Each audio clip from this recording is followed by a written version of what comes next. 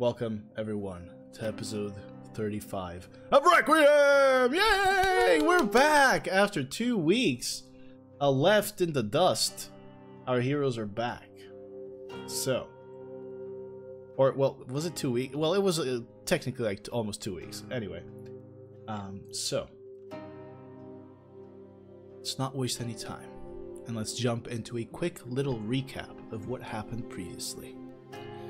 So, the last episode, our heroes fought after Emily and Hasdral set a bait for the Weaver to find them. The Weaver did find them, and so the Weaver ordered 2 of his strongest servants to attack Emily, to retrieve a memory that she was protecting. During this fight, our heroes fought bravely. An incredible rally from Violet dealt 222 points of damage, aided by Hasdral's divine handshake, granting her an additional action surge for an absurd total of 9 attacks in 1 turn, and some divine smites and shit of the sort. But despite our heroes' brave efforts, 2 small defeats that creep in the shadow of their victory. Quelana, one of the servants of the Weaver, found out what Emily was hiding in her mind. She managed to get the memory. What she will do with it remains to be seen, remains to be speculated by our heroes. And the other small defeat, one that might come back to bite our heroes in the arse, the escape of Elisa, the other servant, who was not damaged during the fight. So, at the end of this battle, at the saving, not killing, of Yorick, the werewolf, the mad werewolf, Quelana revealed herself in the space. Tired of the games that they have been playing, tired of chasing after these 4, Quelana dropped a meteor on top of our heroes. But our heroes had a protector, wily Elix, who had given much of her strength during the fight, unable to cast her most powerful magic due to her current condition, due to bearing a dragon's bane baby within her. She gave her life to protect our heroes from this meteor. And this is where we return. You look around, trying to find each other amidst this chaos. First, you look at yourselves and you find your skin burnt, an arm broken, bleeding profusely out of wounds that you didn't know you had, as you are all at 1 hit point, but not allowed to die due to Wiley's protection. A high-pitched whine kind of pierces your hearing as the meteor's impact fades. Above you, a giant cloud of dust hangs. And around you, as you look around, there's broken, burnt trees, or even just the ashes left. The sky's clear for a moment as you hobble your way through, split, completely separate from each other. And you see that it is pitch black, with not a single star showing.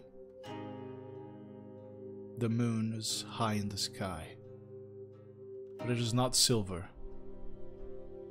There's a strange blue hue to it, and a crackle of lightning that stands at its edge. You cough, blowing past this dust that is now settling, and you see this single platform amongst the crater with the fallen body of Wily Elix and her staff cracked but stuck in the ground. You now notice that you are all kind of at different points of this crater, maybe 60, 70 feet away from this place.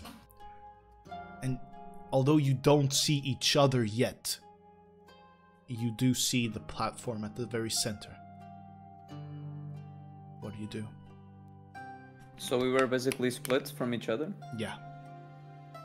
How big is the difference between this platform and us? Like, can we easily get to it? Do we have to climb? You would have to climb, but although it is hard, it might take you some time. It's not that tall that it would require a check for you to do so. Okay. So, there's no one with me, right? No, you're all at different points. You don't see your friends right now, Hasdral. Okay, so seeing as feeling a bit disoriented and seeing that platform up high, Haj immediately casts Dimension Door up to the platform in order to reach the altitude and try to situate himself. You immediately teleport yourself right up to the body. And all three of you see the blue glow of his Dimension Door, and you see Hasdral arrive at the top. So before I tell you what you see, Haj, I would like to know, all three of you, what are you doing? Are you rushing towards the platform? Yes. Immediately. I'm not really rushing because I'm very weak, and this was a very very hard fight mentally. So I'm gonna drag myself there. Very well. Violet, are you going as well? I'm running. Vesper and Violet. Vesper's like pulling her shoulder back into socket, like snapping it in, and then it just goes. You run as fast as you possibly can, and Emily, you drag yourself through this. In this moment of gathering yourself, Emily, you sense that the presence that stole that memory from you, there's something lingering in your mind from it. You're not sure of what effect it may have on you, but in a way it's almost as if the connection is still there, but it's accessible in both ways, if you get my meaning. Hasdral, standing on top there, you see the body of Wily Elix. Her face is paler than it ever was. And you see these grayish veins that are gathering across her entire face. And you see and hear squirming on her stomach, as if whatever is within her is struggling. Okay. Are you still gonna say something? No, go ahead. Okay. So as Haj immediately gets to the platform, the first thing he sees, like you said, is Wily's body. Haj obviously gets very worried, and he will rush towards her and try to feel if she's alive, which dead. He will obviously sense that she is dead. And as he notices this, Haj will kneel down. He'll like grab Wily's body as if like cradling her, and he'll say, Wait, you can't die today. And he will start channeling his magic as he closes his eyes with a silent prayer to cast a Revivify on Wiley. Very well. At what level are you casting Revivify? Revivify can only be cast at level 3, if I'm not mistaken. You can always I don't think it upcast can a be spell. upcast. You can always No, upcast it cannot a be spell. upcast. It says that you can't upcast it? Yes, it's only that level. All right. You push the magic down into her. You sense that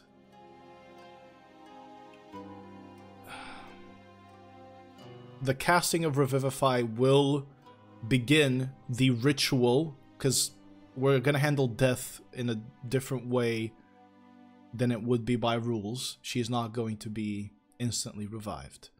Okay. But Revivify is going to make things a little bit more difficult, being only a 3rd level spell.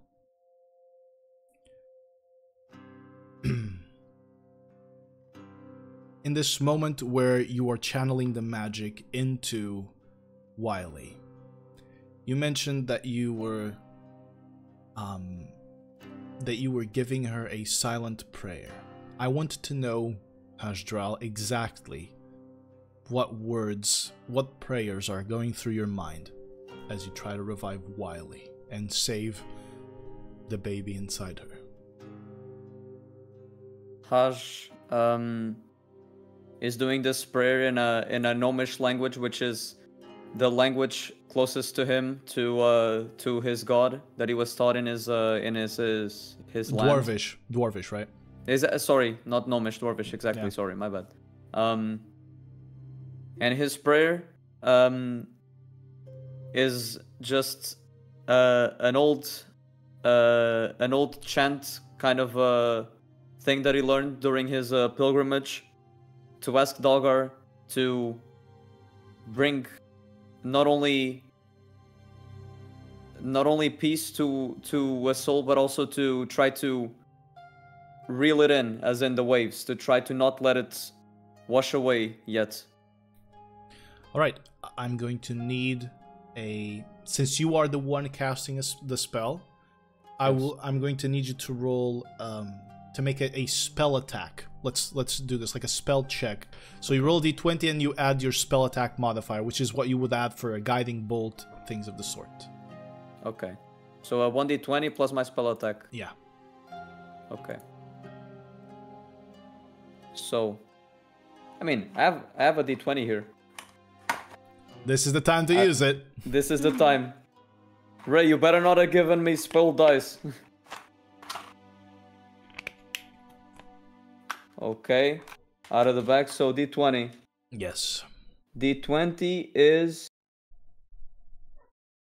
the one with 20 sides. Wow. okay. Oh shit. Okay, I got a 19. Hey. 19 Damn. plus 10, it's a 29. That is one success. Oh, Okay. let's go. As you push the magic down, you see it. All of you, as you're walking, you see this beam of blue light wash down on Hasdral as his eyes are glowing as well, and he has begun the chanting and the ritual to revive Wiley. As you push the magic down and you smell the sea with you, you see around her water begin to pool, and as it does, you feel her chest raise, and Wiley is now kind of raising or floating above the ground for 2 feet as you are casting this ritual. At this moment, Violet and Vesper, or I would say Vesper probably arrives first, and then right after it will be Violet, and you see that Haj is trying to revive her. If you wish to talk to Hasdral before I ask you a question, you may do so. Well, I don't want to talk to him because I don't want to interrupt, but I'm going to kneel right in front of him and touch Wiley and try, for whatever it's worth, try to help him. Very well. Vesper, are you doing the same? Yep, I'll kneel down next to him and one hand on his shoulder and then one hand on Wiley, and just praying that it will work. All right. So I'm going to ask you a question. Let's start with Violet since she spoke first. Violet, how is it that you would like to contribute and help Hashdral perform this ritual? Well, Violet is still not very holy, per se. But she knows that Wiley also serves her goddess. So she will try to communicate with her goddess and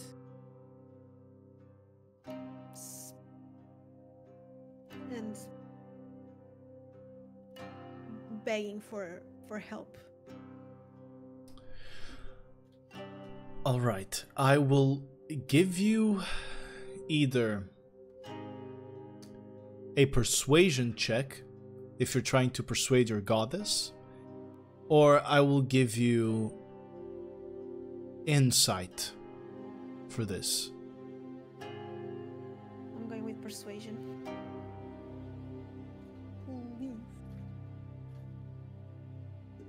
17. That is another success. Just so you guys know, what's happening here is each of your successes is lowering the DC for Wiley's roll. Okay? Because it will be Wiley rolling to see if she will make it back into her body or not. As you beg your goddess for her help, you place your hand on Hasdral's shoulder. You feel, instead of the burn that you usually do, that you usually feel on your right hand from every time you see those creatures, every time you see your sworn enemy, you feel a gentle warmth. You see now the Hasdral glowing pillar of blue kind of washing down on him gains this slight green outline, and from the water that has been pooling around Wiley, she's floating above it now, gently rippling, you see these roots that then begin to climb up and form this bed that now holds Wiley as flowers begin to bloom around it. You feel Mayodref with you, Violet, but you feel her desperate clutch, as if this loss wasn't meant to be. You feel that it's not... It's strange to feel what a goddess is feeling, but her presence almost fuses with your own feelings, and you feel this need for Wiley to exist. You feel this pain of a mother losing a daughter, almost. But it goes through. 2 successes. Mr. DM. Yeah. Do I also know what my god is feeling, or is it just because she's in the forest? We will get to you towards the end of the ritual. Okay. Vesper, how do you wish to contribute to the ritual? Vesper is not a magical type. She never has been. But she does understand the power of the self. And she understands especially the power of Hasdral because she witnessed his divine intervention. And she also understands the power of Wiley because, well, everything. So her way of assisting is to basically channel her ki, her belief in her friends, and her strong belief in Hasdral and in Wiley that this is not this is not her time to go, and that she believes so strongly that Hajdral can bring her back. She's All right. manifesting. Yes. Yeah. Vesper, do you have key points left? 1. Do you wish to use that key point? Yes. All right, that will lower your personal DC. I'm gonna need a wisdom check from you, please. Wisdom. What is it? It's 3. Oh, 17, dirty 20. That is another success. You guys are rolling ridiculously high.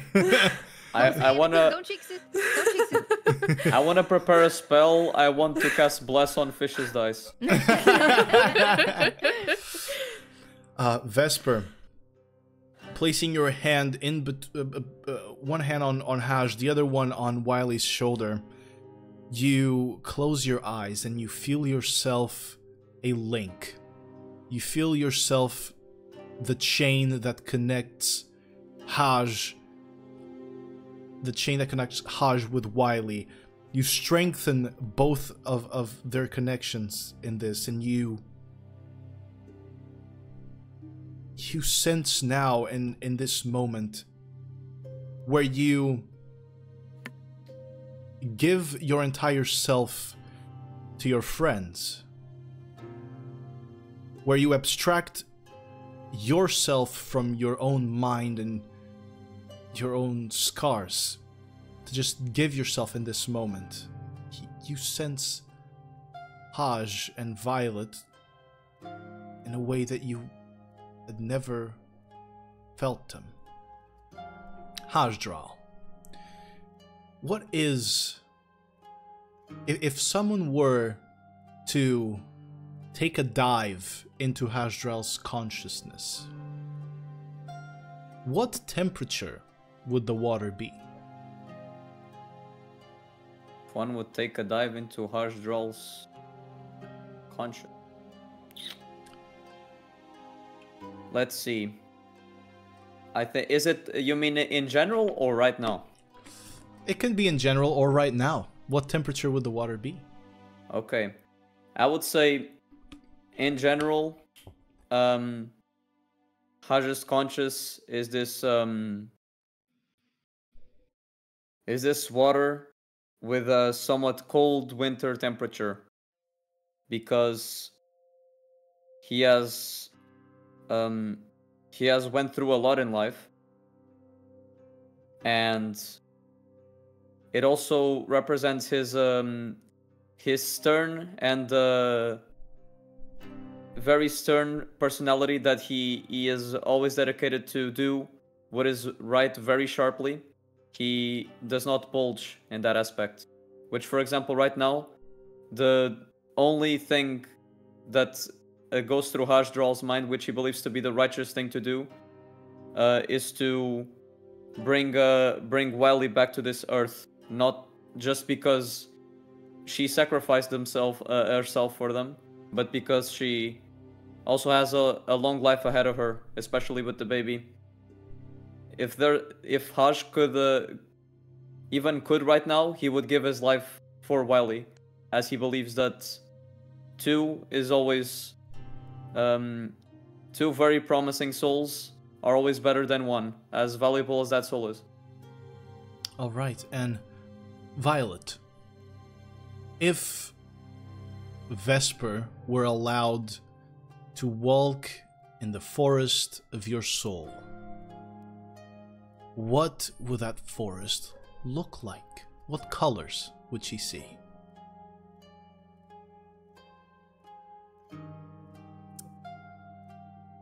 It would be a forest of blue and pink catchphrase. All right. So now I feel bad for my long response. You don't have to. It fits, right? Violet's blunt and straight to the point. True. Vesper, you feel yourself in a space where you would have found conflict before, you feel yourself linked through one emotion, one single purpose, which is to bring back Wiley, and you sense yourself walking through this forest. You see Ketries, the flowers that gave Violet's daughter her name, changing color from green to blue and pink, to the people that are linked to Violet now. And you sense this cool breeze that carries the scent of the seas. It's cold at some moments, almost too cold. But that isn't always bad. It wraps itself around you and gives you strength. Something to fall back on.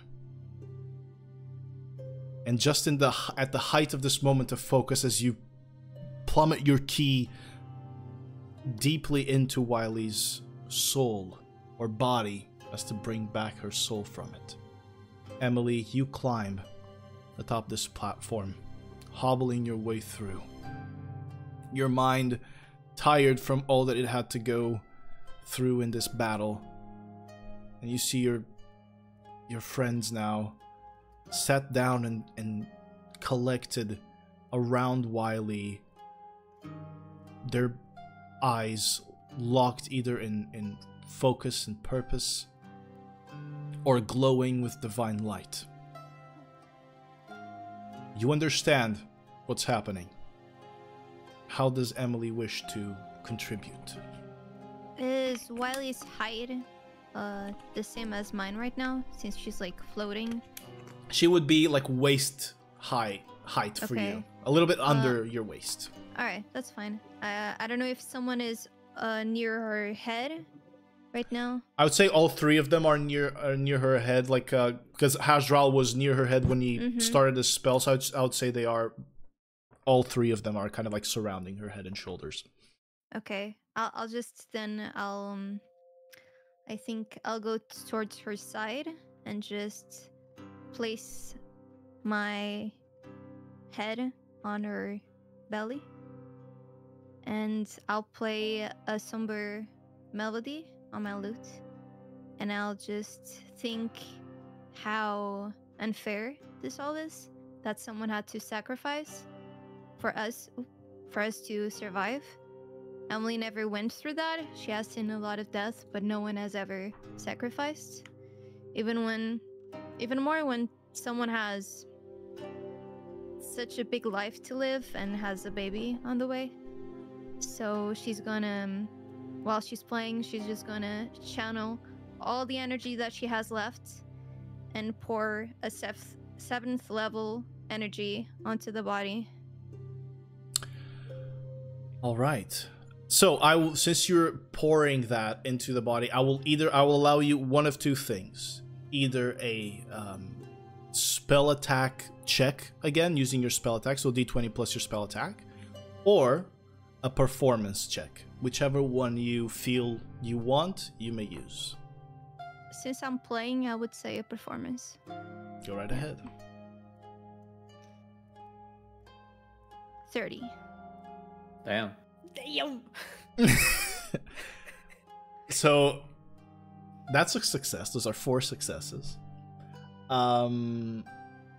Just so you guys have an idea, the DCs for this were varying between 16 and 20, depending on what you guys were telling me. You've all managed to succeed with fucking incredible rolls. So you have reduced the DC for her revival. But in this moment, a couple of things. First of all, Vesper, your walk through the cold forest now has a soundtrack. Second, you, both Violet and Hasdral, in your divine connections, and I think Vesper would feel this too, you sense the source of your power coming from Meodref in Violet's case, and from Apec or Dalgar in Hajral's case. There is another similar energy, another similar divinity that suddenly bursts through your connection, and it comes in the form of this song. You sense a similarity in the origin of this magic, although, or I should say in the nature of this magic, although the source is completely different. And it bursts through as Wiley's body rises above the bed that was made for her. You, Emily, listening in on her belly, you heard fleshy squirming, the fighting of a creature inside of her trying to survive. And I say creature because you never think a baby would do what that thing was doing. But it calms itself with your song, and it stops. And you understand now, in this moment where you connect with it and with his mother, his or hers, you sense that this baby, this child, it really isn't a creature. It is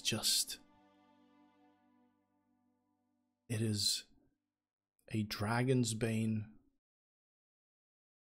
child, brimming with power, that is struggling in this internal conflict that it already has in itself between growing and hurting the mother.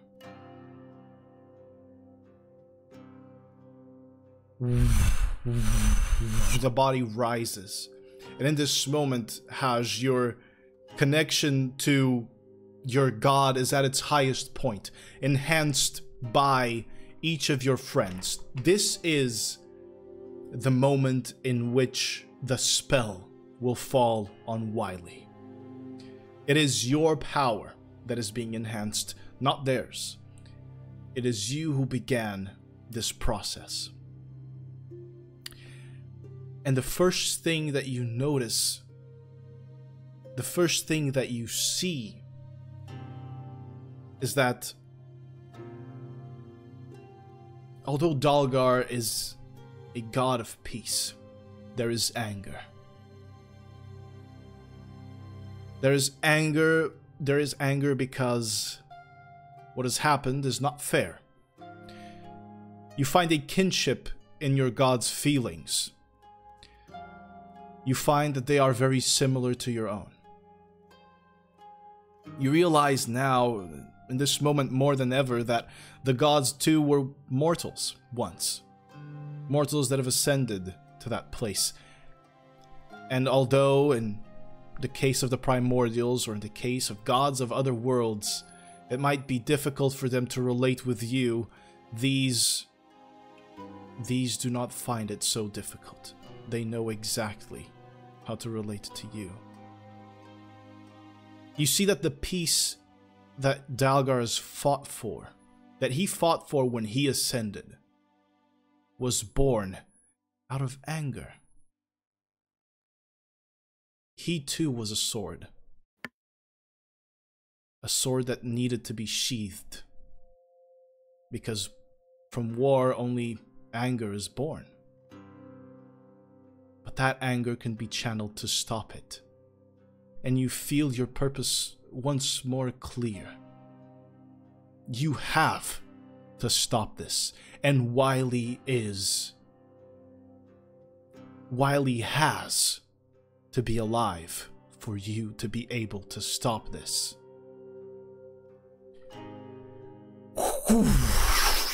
The pillar of light transfers from Hashdral into her as you see a glowing green dot, sphere of light, come down from it and hang just at the edge of Wiley's body. Due to your ridiculous successes, Wiley, with a +5 wisdom, must make a... So that is 4 successes, so that is a wisdom check of DC 7. I should have given her guidance. God damn it. You have lowered, with 4 successes, you've lowered the DC to 7. That is it could have gone as high as 20, so especially if you failed, you would be adding to the DC. So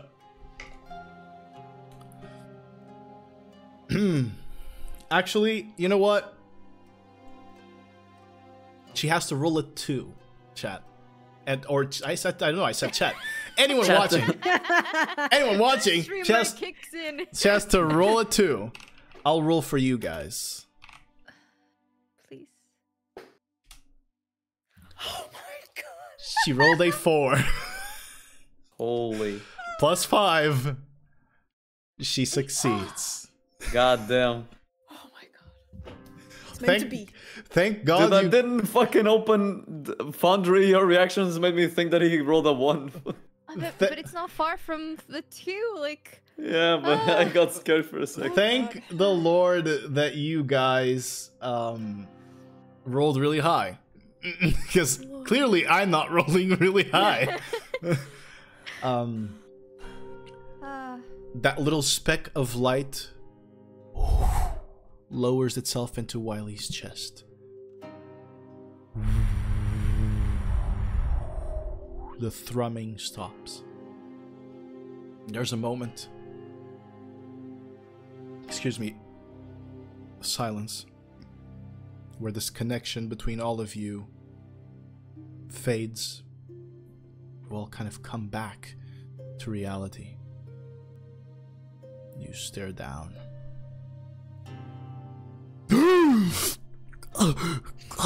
And Wiley breathes in. That's both me and Wiley. Accurate. Good roleplay. And first thing she does is hold her stomach. And then she looks at all of you. She is still pale, but the gray veins are kind of fading away. She is terribly, terribly pale, and almost looks like she has lost life.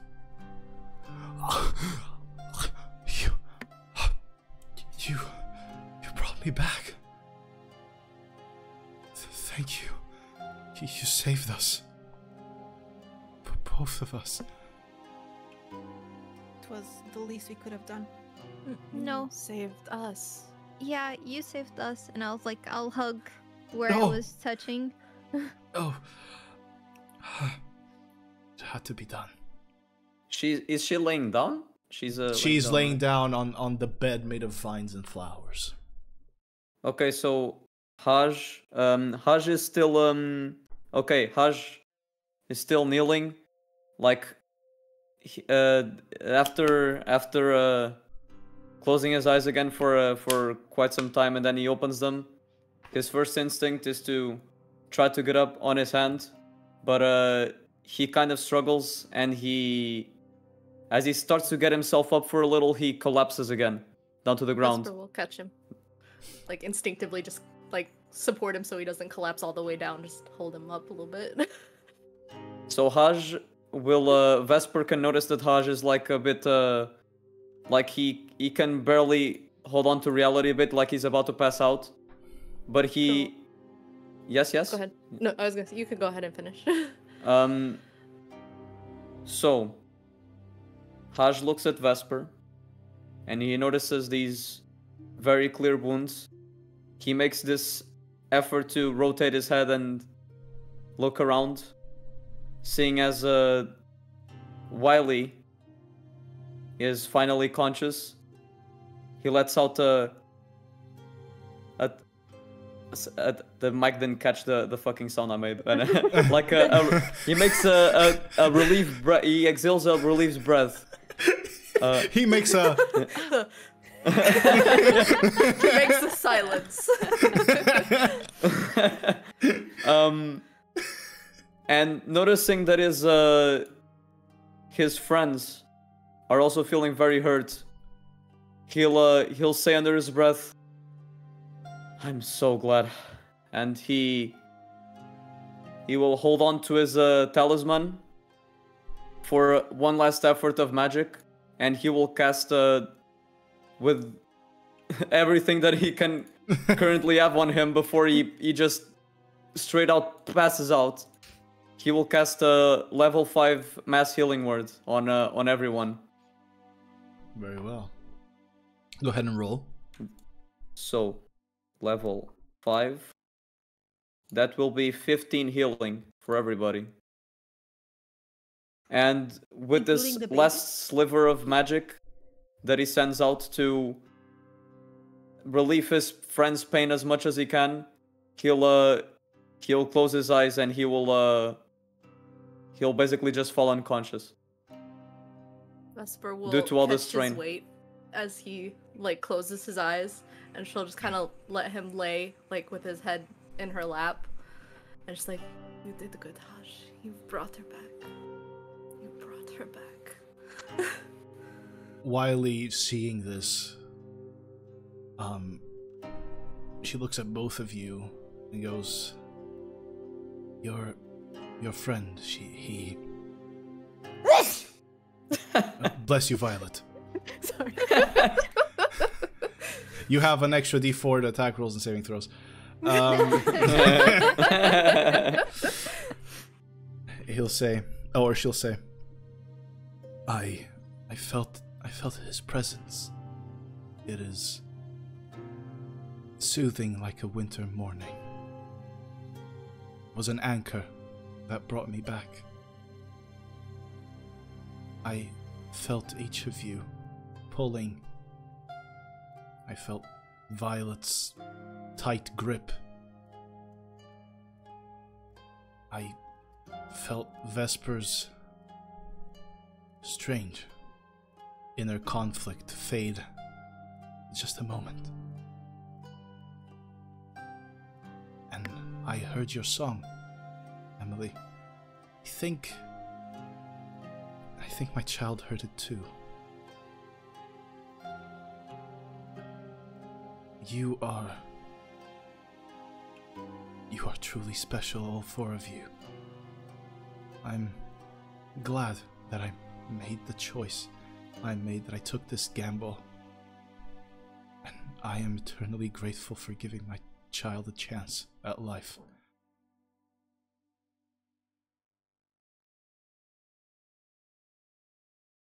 You all hear screaming. A piercing sound in your minds as Wiley grabs onto her head and then onto her stomach. Do you all hear that?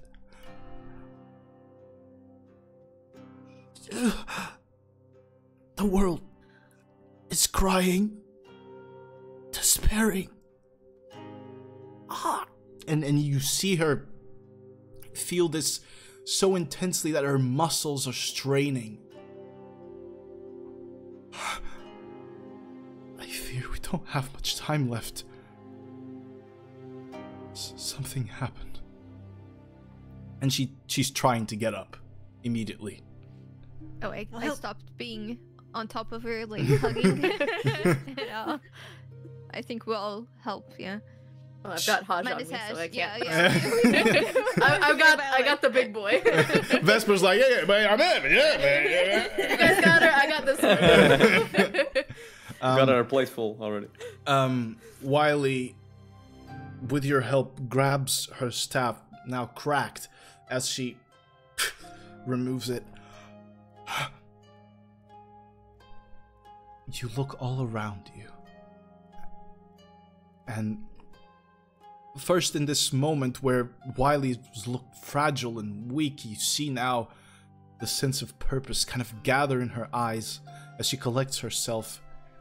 She is hunching, barely able to move. But she's already kind of looking around and gazing around this place. And you all notice on her hair just a small piece of ash fall. And then it falls kind of on her face. And you all look around yourselves, and ash is falling on Hasdral as he's going unconscious. It's not the dust. It's not the dust of the meteors, as Wiley says. The barrier. The veil. It's at its weakest. You all sense the protection of your necklace has been weakened.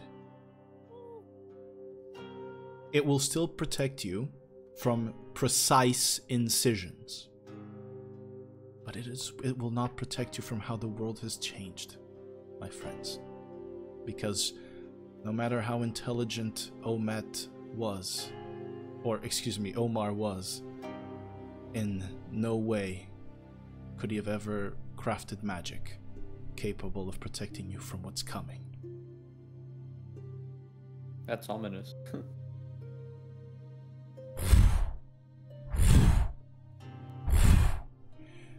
You hear the sound of wings flapping as giant eagles circle all of you above.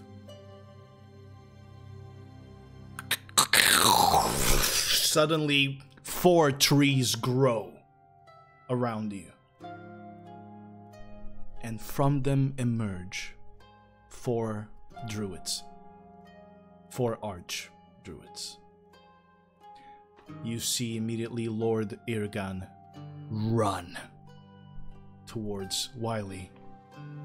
Wiley, daughter, what happened to you?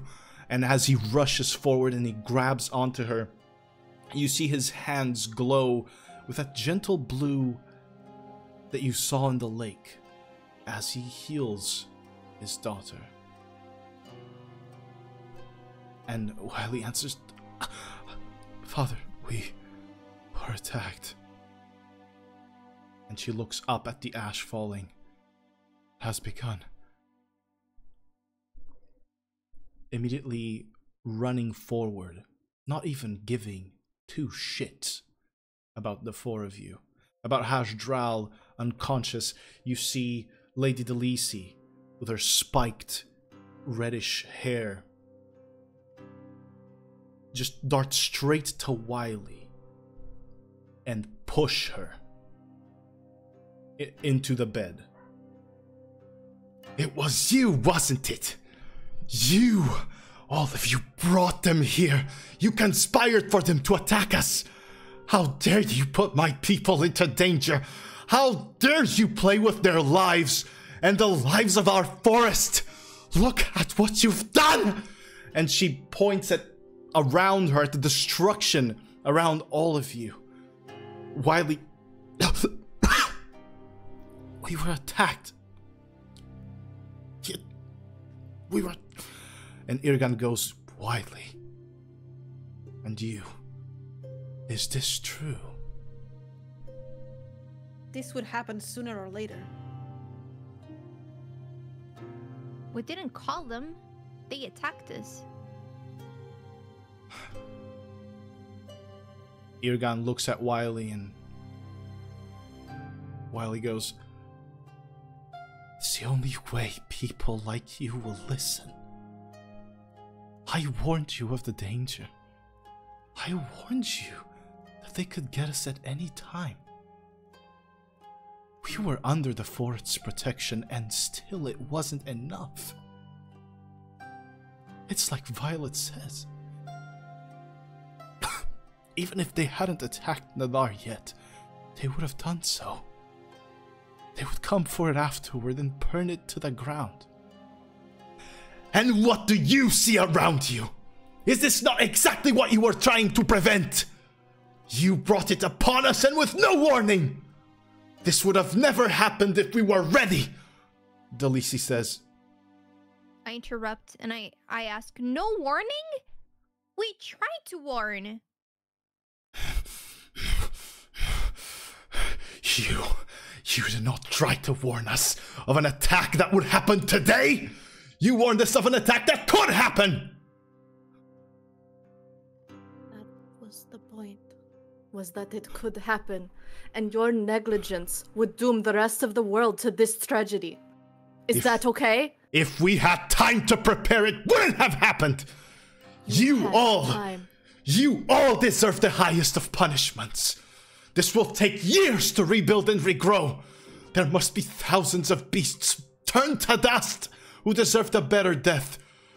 Hundreds more of our people who died because of your hubris, of your insolence. And you, Wily, are an embarrassment to your name. And Wily tries to get herself up.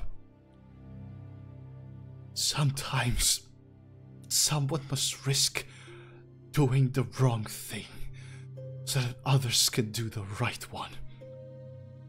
And she looks at her father.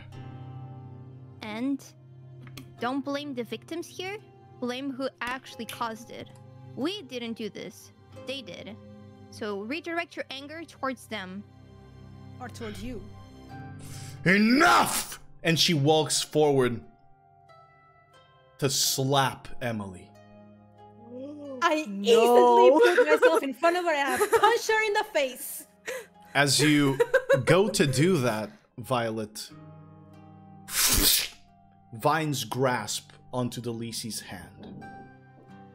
And you see Irgan behind you lift his hand to command these vines to stop Delisi. And Irgan looks at Wily.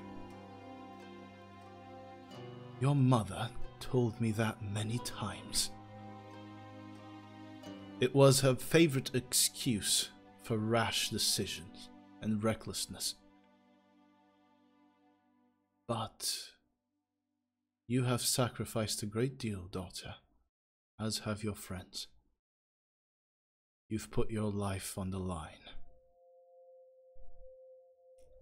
Now I know that there's still a bit of me in you, Wily, and you wouldn't have risked it all if you weren't sure that it had to be risked.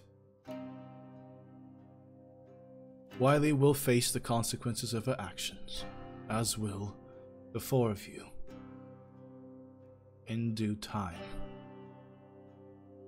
No matter how you want to look at it, Delisi, we wouldn't be able to protect our people from something like this, prepared or not. And he kind of stands up and he looks at the four of you again and then at Wily. You have Nadar's armies, as well as our aid. You can't decide that by yourself! We are a council! Delisi kind of roars out as her teeth grow and her hair spikes. Irgan's eyes light up in green and roots begin clambering up his body, forming an armor.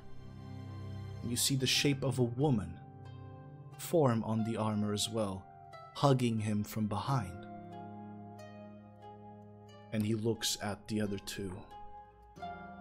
Enethgar, Loriath, do you contest my decision? Both of them shake their head. Delisi, you're risking far too much. Our people will die. Then they will die proudly beside the defenders of this world. You can either die beside them, or you can abandon them on the battlefield. You see Delisi roar out in frustration, looking Violet at is smiling. looking at the four of you as she wild shapes into this giant feline, kind of saber-toothed tiger, and runs away and back through the portal she had made. The only embarrassment here is you.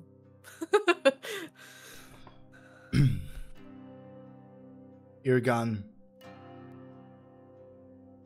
looks at all of you,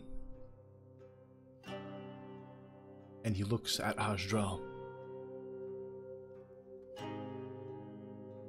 My daughter died, didn't she?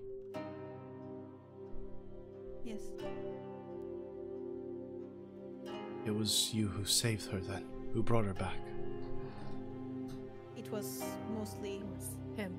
him. As he's laying. We just helped. And he looks back at Wylene while he's smiling. My wife lives through my daughter. For a long time, he now talks to you. Wiley here reminded me of my failure to protect Willow. I sought to control her, to make her less like her mother. I was wrong. My mistake is what cost us all of these lives, all of this destruction, and it almost cost me my daughter's life. So I will bear the weight of that mistake, if it can even be called that. With this weight, if the Huntress is kind to me and gives me one more chance, I too will become her arrow, deliver vengeance to those who seek to rob us of our freedom. Will you allow me to join you? Will you take us back, even though we pushed you away? We need help. I So look yeah. at Wiley. Wiley looks at you, kind of seeing the approval of Vesper and Emily, but not yours, Violet. Irgan stares back at his daughter, seeking for another piece of forgiveness, to which Wiley answers with, "Don't look at me, Father.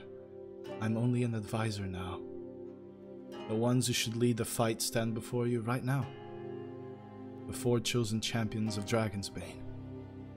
The 4 who will save this world." Irgan looks back. "What must I do to earn your forgiveness, Violet?"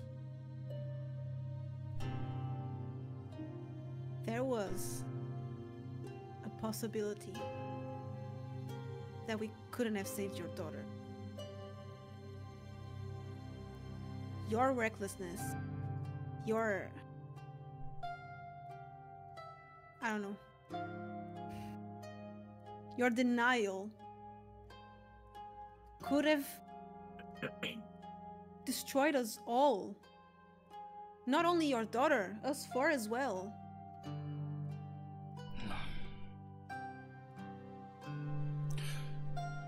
Do you blame me for being prudent and trying to defend my people?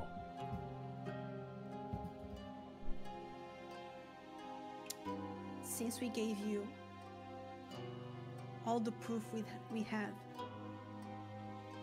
and you still were proud enough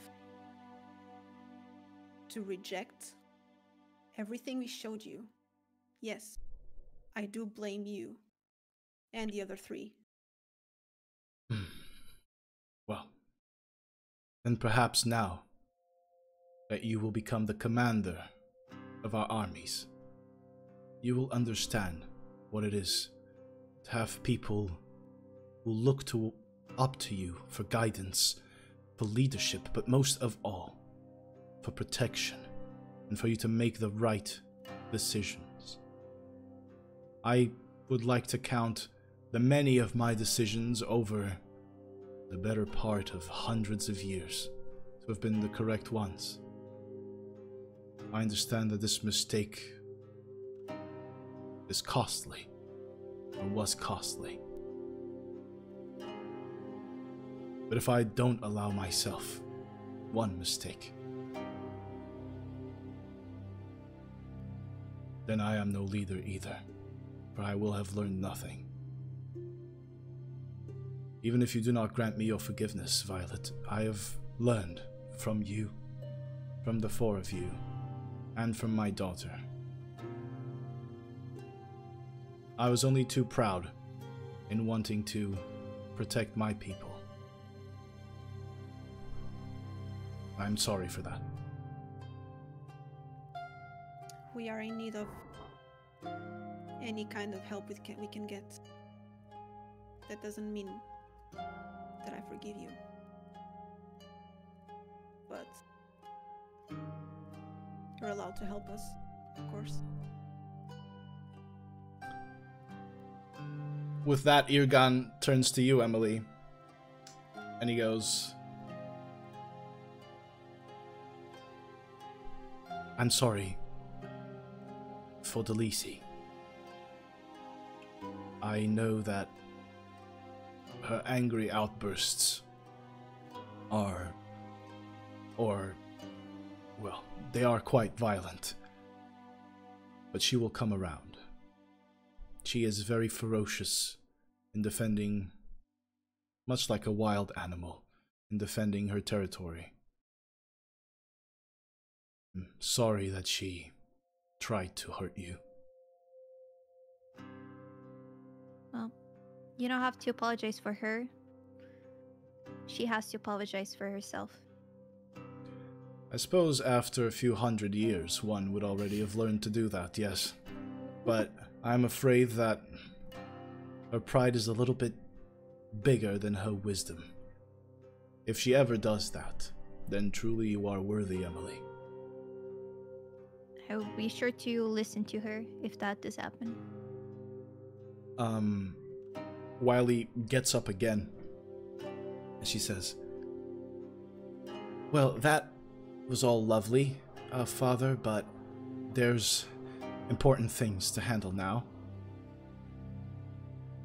So if we could please leave?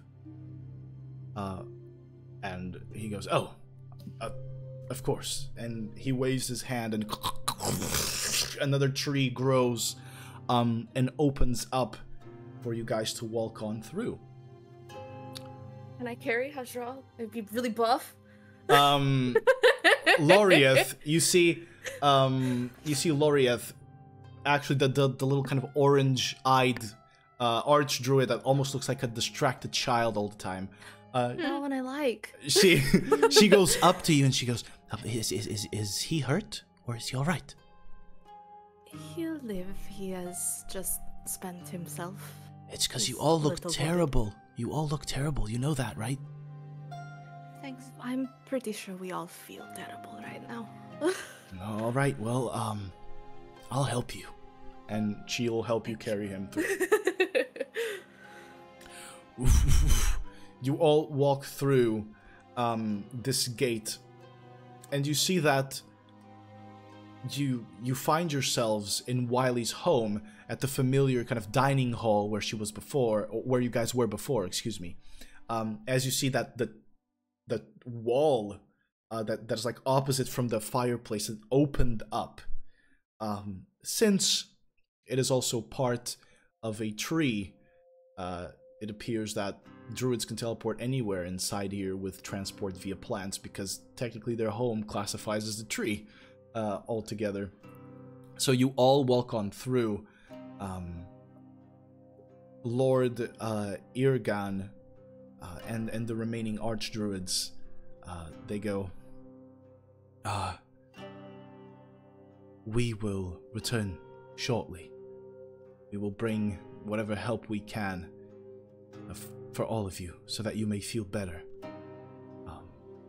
I am, once more, sorry that all of this happened. The Asterai will seek to gain your forgiveness in whatever battles are to come.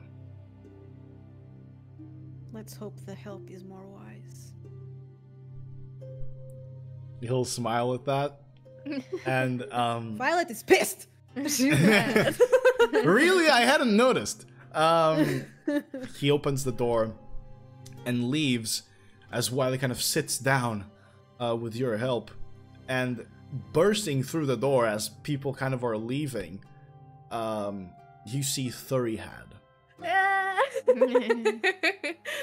Carrying, kind of in a fireman's carry, another man. He kind of walks inside the room, bursts inside. He's still quite thin, but he's been gaining a little bit of muscle in these last few days. You see that his body is kind of recovering very fast. He's been lifting. And he goes, Clearly. Wiley, and drops recklessly drops the body on top of the table. And you see like this very gaunt and skinny man with a beard, like kind of a very long black beard and long black hair, kind of like all pushed to the side and sweaty. Parts of it still like plastered to his forehead from the sweat. You, for a few moments, as this figure walks or is dropped inside, you all feel something in your breath. And Thurihad goes, "Oh, it's Yorick! Look!" And Wiley, kind of still recovering, looks back. So it is. And she looks at you. You've all done a great job at gathering my friends back. Emily will go towards Yorick, and she will just flick the earlobe as punishment. As you Is he flick unconscious? as you flick the earlobe, you see the man kind of, that was a bad nightmare. I was being held by Thurihad. And he looks up, and Thurihad is like smiling on top of him. Oh, it wasn't a nightmare. And Wiley goes, "Welcome back, Yorick." And she looks at the four of you. These are Violet, Vesper, Emily, and the sleeping dragonborn is Hashdral. These were the people that saved you, that brought you back. And Yorick kind of goes,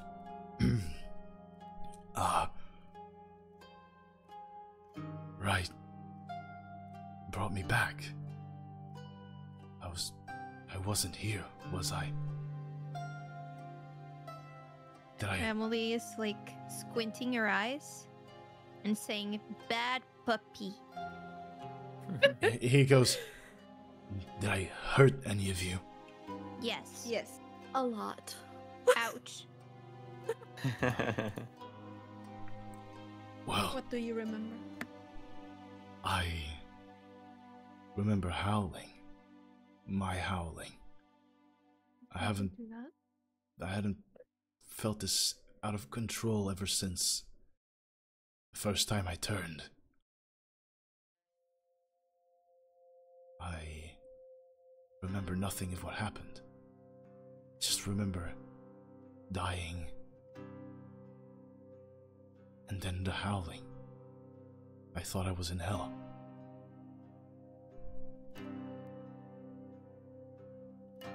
You must have been.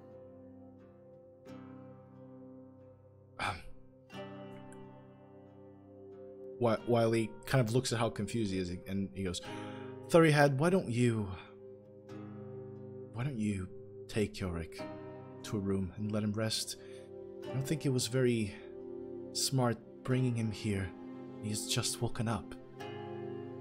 And Thurihad kind of goes, "Right, I wasn't thinking." come on. And he grabs kind of Yorick by the hand and pulls him. And Yorick's like, ah! Trying to Of still... course he wasn't thinking. Still trying to, like, find his footing.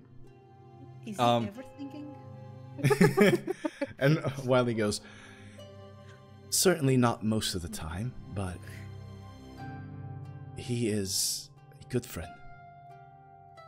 And honestly, seeing his face after what happened is a treat that we should all cherish. I understand that they weren't bad people. But how are you able to restore them this way? Well, a deal I made. Meodrif has great power, and she interceded for me with the Archivist, the god of death. I made a bargain.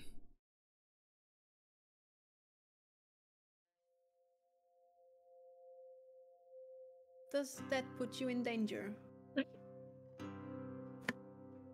Not for now, no. We brought you back. I know. Do we have to do it again soon? Hopefully not. Okay.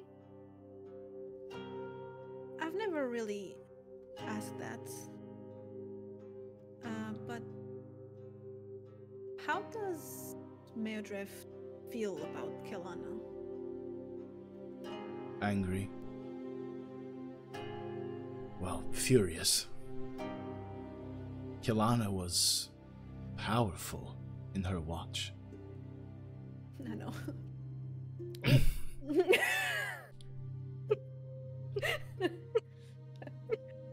Quelana was going to be one of her champions. Yet she was turned. She was turned by the thing that we're fighting now. Sometimes the darkness in our minds is just too much for even our souls to bear.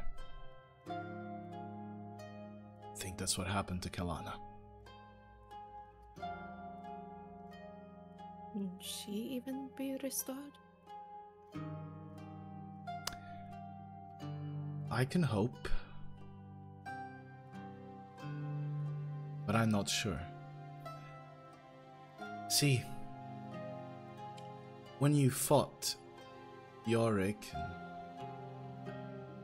and you fought Thurihad, and when I saw them last, I could see that, or I could feel that their souls were missing. They were hanging somewhere between our world and the next.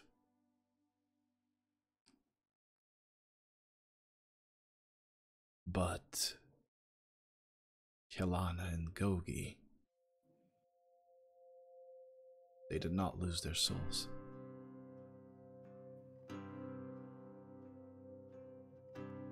And if we are able to restore her, would Meodrif forgive her? Maybe. But I don't think Meodrif is in the mood for forgiveness after thousands of her children have died at Quelana's hands. Some sins you can't atone for, not in this life. Maybe the next. But the other one, she can still be saved? You mean Gogi or Elisa? Elisa. Elisa can be saved. She did not have her soul. You will be difficult to track down. I'm afraid so. Elisa's always been the most slippery.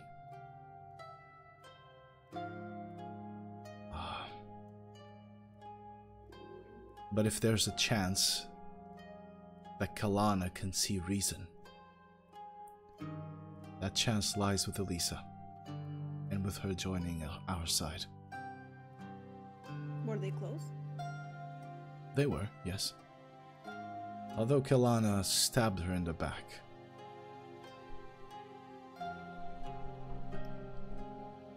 I don't know. Sorry. Violet just fumbles the glass of water. Oh my god, they were close. They were roommates. And they were roommates. And they were roommates. Oh god, that's funny.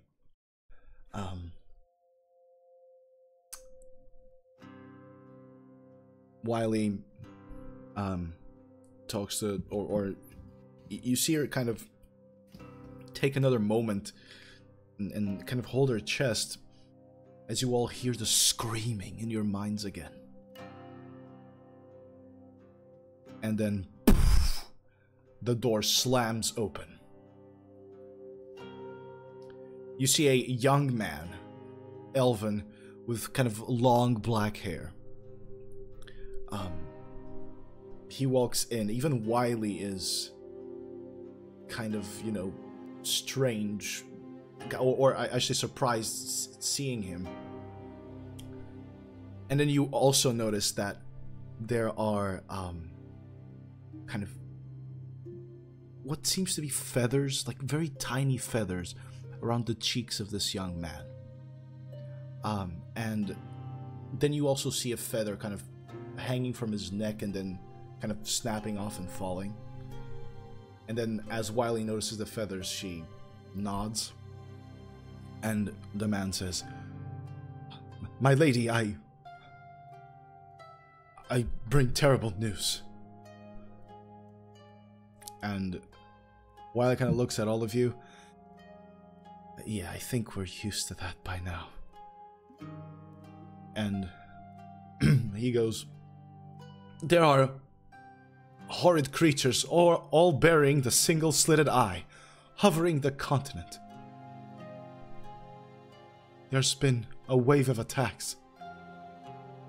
And on this first wave, my kin have reported attacks made on Heatherlake, on Gandh, and somewhere south of the Nagapank Mountains, although the latter has reportedly been attacked by a smaller contingent.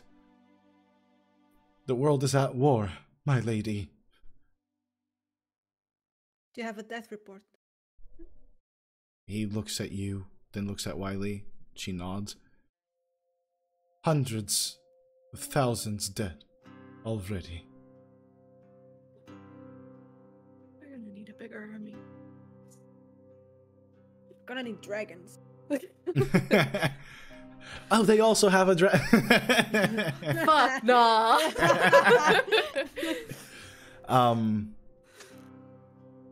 Wiley goes, "Thank you. You may go and keep a watch." Yes, my lady." And he shapes into a raven and begins flying out.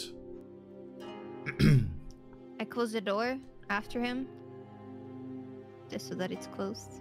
Okay. Thank you. I don't want to be Thank you. disturbed. Thank you for I making this easier on the dungeon master, Emily.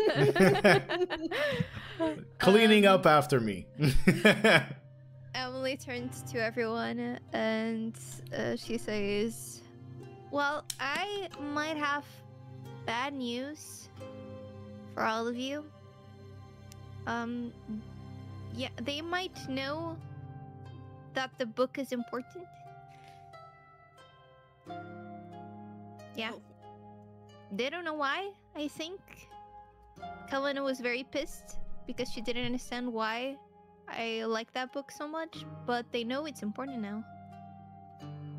She will figure it out soon. We must act quickly. Yeah. Do these places... I remembered you in your research, you had mentioned things. Heatherleg, Yes. Gandh, and south of the... Sorry, guys. God. South of the birth.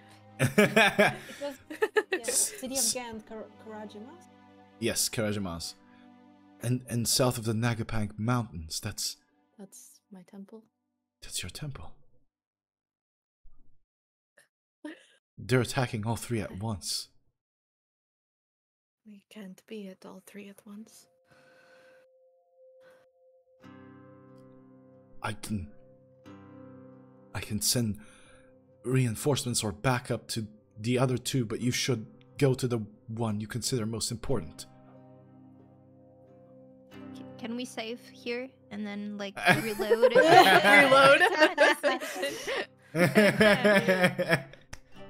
I would say, I mean, the temple has the horn, right? Yeah, we don't know where. We think they hid Yeah. it, but we Yeah. don't know if it's hidden there. But they were the ones that hid it. And Gandh has all the knowledge we need as well. yeah, we were not super confident of going into the temple because we thought it might be like a trap. But at this point, since they're everywhere, it's kind of They are already there. whatever. Yeah. Problem fixed, I guess. We can choose now, really. They're all I'm gonna- fucked. Yay. I'm gonna go to Haj. I'm gonna put my hands on him, and I will lay on hands, and to try to restore him his energy. I'm We trying to heal his energy and not heal himself. So I get no healing? Is that what you're saying? No I don't HP. deserve it? I Damn. grab a cup of water and I throw it in his face because water and Astral go together. Yeah, he likes water. Haj, you sense first this kind of it's strangely do you know when you go to your grandma's house and she forces you to eat a lot because she loves you? That's how the healing from Violet feels. It's forced loving. And then and then you Okay. and then you feel the impact of the water in your face. How do you wake up? Hush starts like as he starts to come to his senses, like you can see his eyebrows tense a little, and then immediately water in his face. He just like, what? And he instantly starts to shake it off a little, like as fast as he can, because he just got off his mini coma. And you get up in a different place. And he opens his eyes like a little. Hello. Oh, I thought I was drowning. You breathe underwater, don't you? What? You don't? I'm not a fish, Violet. And he starts to like grab his head, like a headache, like starting to get up. How was Ashdral this time? It was It was on a chair, kind of propped up. I would assume. chair. Okay. Okay. He starts to get up the chair, and he says, "Wiley, is she okay?" I am, Hazral. And he notices Wiley. Oh, thank Dolgar. I'm sorry. Thank you for what you did. And honestly, I was finding it a bit strange that your friends hadn't woken you up yet, considering everything that was happening. But He was resting. Yeah, he needed rest. He deserved it. I guess so. Power nap. Beauty sleep. Yes. Well, it didn't work, Hash. It didn't work. Damn, she called you Yeah, it's a ugly. little chuckle. Wiley. Filling you up. Sorry. The Wiley is did Wiley ever say the gender of the baby? I forgot. She doesn't know. Okay. Okay, so Eel's gonna say, "Are they okay?" And he points to the bell. I think so. Once again, thanks to you. Really.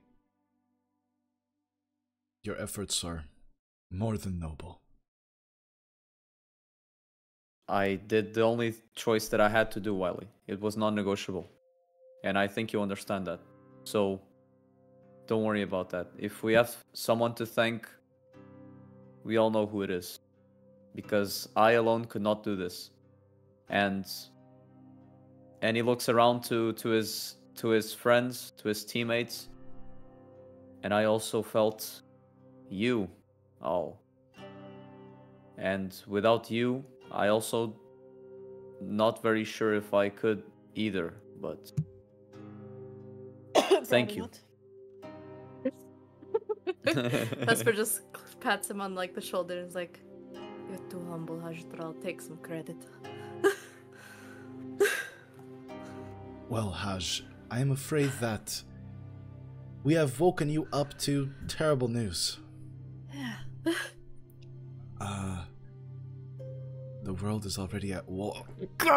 And you all hear the screaming again in your heads. The world is at war. Can I sense the origin of the screaming in the head? This is going to be very hard, but I'll allow you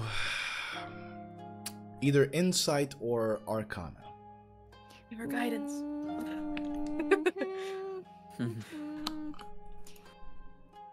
Inside or arcana?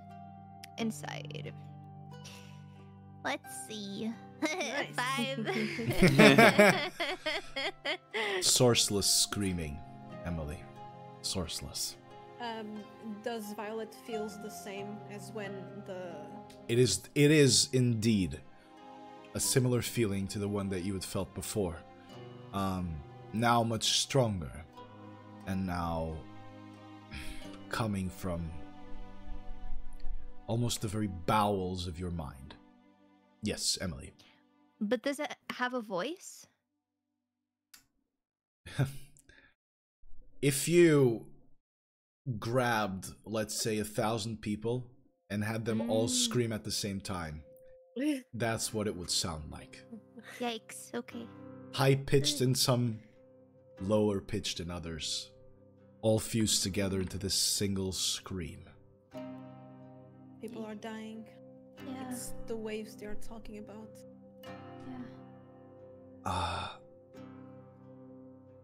What are they looking for in each of these places? The horn. That's the only thing I could think of. In And temple. the book in the book place. In Gandh? Yeah. What about Heather Lake? What do you know about Heather Lake? I don't know. Oh, wait! There's a last known dragon in Heather Lake. Oh, yeah. I think so. Right? The burial Tomb. site, right? Tomb Yeah, tomb. of a very known dragon. Mm-hmm. The tomb of Tazaroth, the Green Tyrant. Mm-hmm. I'll say that to Wiley. Then they would be searching for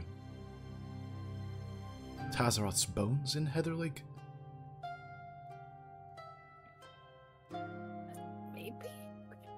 Maybe they have the power to revive a dragon. They most certainly would. And They the need horn? the horn control it. to control a dragon. Yeah. Do they intend to resurrect Maybe. Tazaroth and control her? Maybe? Tazaroth, reviving a being of such potent evil. It would require a great sacrifice. Maybe that of a pure soul. Maybe that of Aiden. Aiden's soul is strong, but not pure. It's not pure. Petri? Baby, not pure. Ketri? If they have her? Is Ketri What is Ketri capable of doing? She's capable of very powerful healing, and she is the purest being I've ever known. Well, But- you're her mother. I'm biased.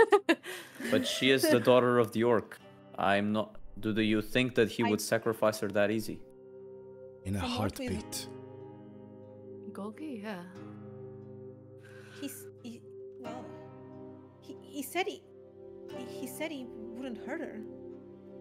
Do we trust that? Gogi has been known to lie before. Hush, please. Please try to contact her, please. That's not a good idea. I think. I don't. It didn't work last time, Violet. I don't think it will work again. If you reach into your daughter's mind right now, Violet, they will know. And if they know that we are onto their plan, I just want to know if she's okay. We all do, Violet. Haj will like grab Violet's hand and squeeze, and he'll say, "I know what you feel, Violet. I also How worry. do you know what I feel? I also worry about my family every day, and although I am not in the same situation as you, where I cannot contact them by any means necessary, I did impose myself that restriction for some while I was out pilgriming and trying to connect with Dolgar. I tried to keep away from my family as well, because I thought that in my path I was this strained being, and my intervention with them would only bring more pain and suffering. So, although I am not as powerless as you are right now, I do know how it feels to be worried sick and not being able to check in, to know how they are, how they feel, what they ate that morning. But we are all here to do everything we can to bring her back to safety. That's one of the requirements to making this world mended again. So don't worry, Violet. We'll make it happen. Those are empty words. Violet, if they need her, she will still be alive.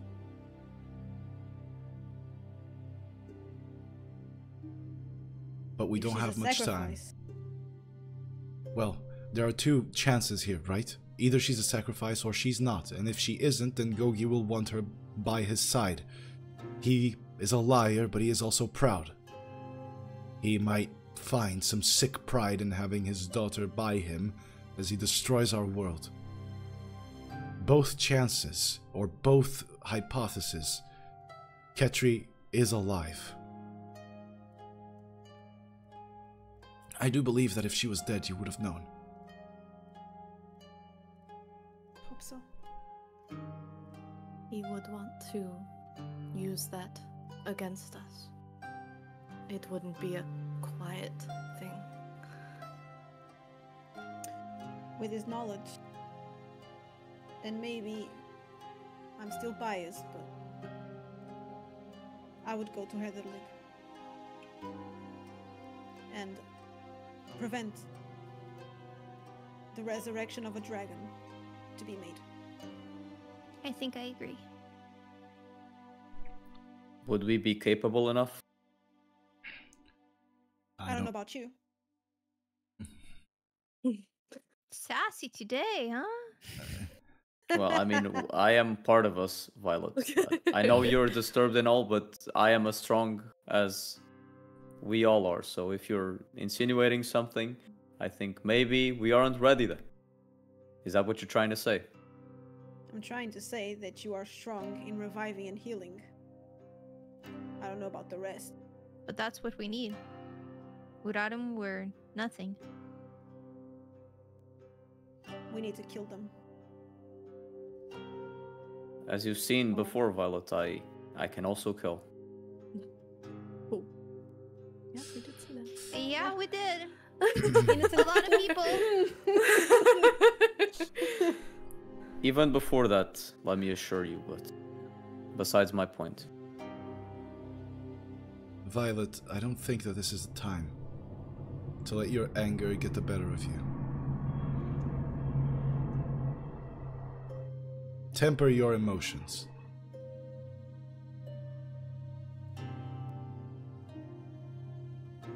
She's like a little kid, just like... She's like, no, I don't wanna. You'll just stay quiet. It's tough. It's a tough thing. So, 3 choices. We have to consider everything. I don't think it's as simple as... I'm sorry, Vesper. No, sorry, I'm thinking out loud, sorry. I don't think it's as simple as resurrecting the dragon. If the horn, if the dragon's call allows one to control the dragon, or to at least suggest actions to it, the dragon's call could be used to turn Tazaroth to our side. But we know exactly where the tomb is, but we don't know where the horn is. We just know it might be somewhere in the temple. Right. I might know the monks. I haven't been home for many years, but if they were the ones that hid it, well, perhaps they might reveal that to another of their order. And do we want it to be revealed? Because they might get inside your head, or our head, to get the information. Well, it would be a burden I would share with you, Emily. It can't all be on your shoulders. I will also remind you that there is more than one dragon. And there's one alive. Blue? And if that one is controlled, if they find him, then I'm afraid he's a much bigger problem than Tazaroth. And additionally, they're attacking Gandh. What could there be in those archives that equals in importance to resurrecting the Green Tyrant? And why? Why do they want Tazaroth with them? What would Tazaroth have that they want? And I'll remind you that if you know the answer to this question, and I can't know it, do not share it with me, but please consider it. The dragon is a powerful ally. That is true.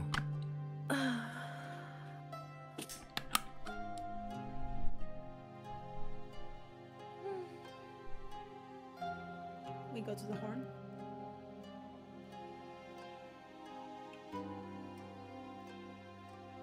It would be a very useful tool. Do we have any clue to where Big Blue might be?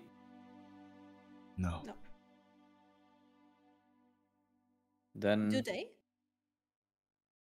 We don't know. let's I hope am not. not sure, but they found the book. So they'll be looking.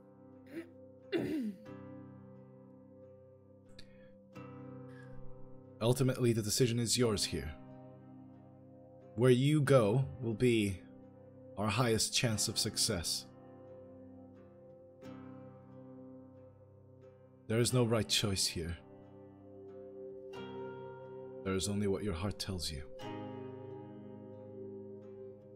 I can't say for certain how the monks will react to my return. I ran away without saying anything. They are also Might under not- attack right now. And they might not trust you. But if they need help, they We might. help them, they help us. Yeah. Yeah. Mhm. And I would suggest also, if it's possible, maybe only Vesper know the location. Mhm. Because they can try to access all of us. Maybe if only one of us knows it. We go directly there. We try to destroy it. You must understand that they will have a head start. All of them. If you find them, you will find them in the act.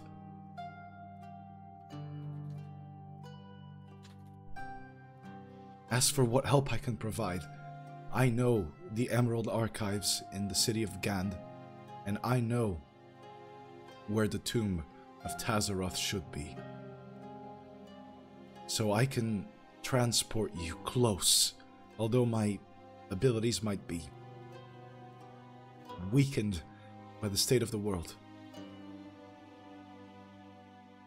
Now, as far as the rest, as far as the Dragon's Call, I can teleport you to the temple. Thank you.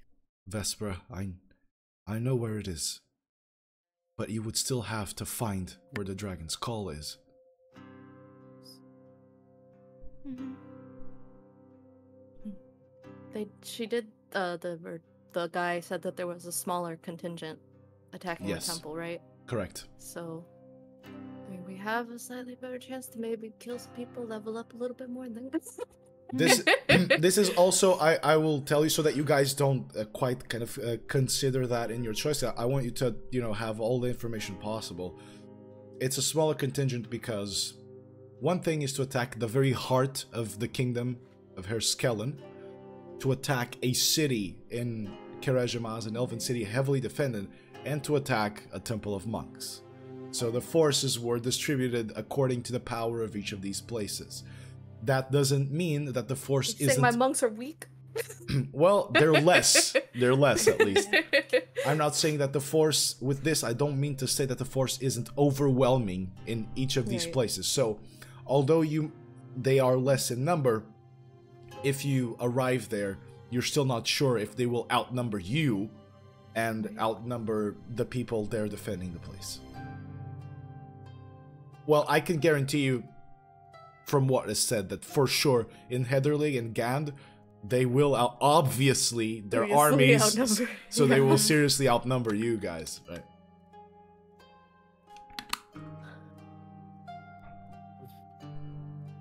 I would say we go to the temple then.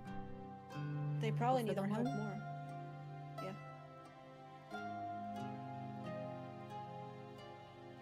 Just And you probably don't want your temple to be destroyed and your friend monks to die.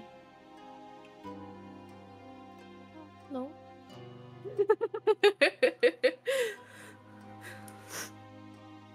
Emily, let's hope that Ketri stays safe. Emily, I would also like to remind you of one thing.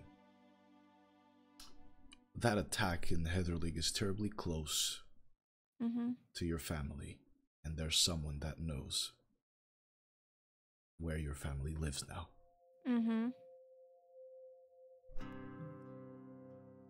Ruh-roh. There's more at stake. Yeah. I think Emily knows that. What do you guys think? I'm flipping a coin. Coin with 3 sides? Yeah. I'm gonna roll a d4. 4 doesn't count. 4 is a Yeah. reroll.